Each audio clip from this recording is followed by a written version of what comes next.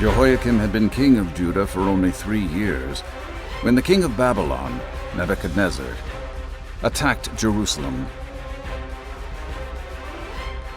King Nebuchadnezzar conquered the holy city and took many sacred objects from the temple and took them home with him to add to the treasures kept in the house of the king's false god. In addition to the sacred treasures, the conquering army took many prisoners along with them when they left Jerusalem.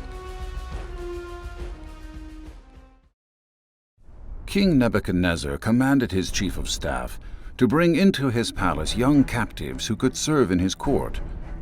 These young men needed to be strong, healthy, good-looking, and well-educated. To show his favor to these young men and to keep them well-fed, the king ordered that they receive food and wine each day that was prepared in his royal kitchens.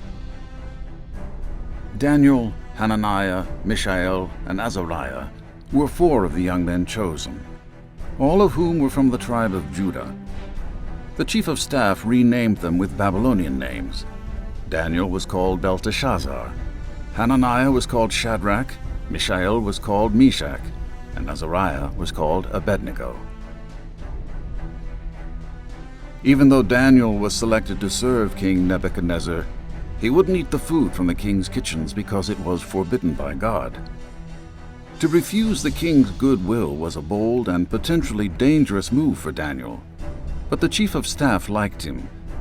While he was willing to let Daniel eat different food, he worried that this diet would cause Daniel to become unhealthy. He said to Daniel, "The king will kill me if you get weak and sick." Daniel spoke with the attendant who had been appointed by the chief of staff to look after Daniel, Hananiah, Mishael, and Azariah. "Please test us for 10 days on a diet of vegetables and water," Daniel said. "At the end of the 10 days, see how we look compared to the other young men who are eating the king's food. Then make your decision in light of what you see." The attendant agreed to Daniel's suggestion and tested them for 10 days. At the end of the 10 days, Daniel and his 3 friends looked healthier and stronger than the other young men who had been eating the king's food.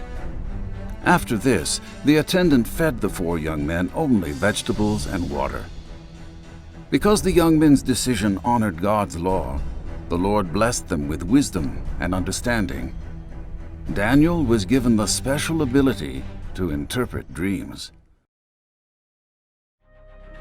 When the training period ordered by the king was completed, the chief of staff brought all the young men to King Nebuchadnezzar. No one impressed the king as much as Daniel, Hananiah, Mishael, and Azariah, so they were brought into the royal service.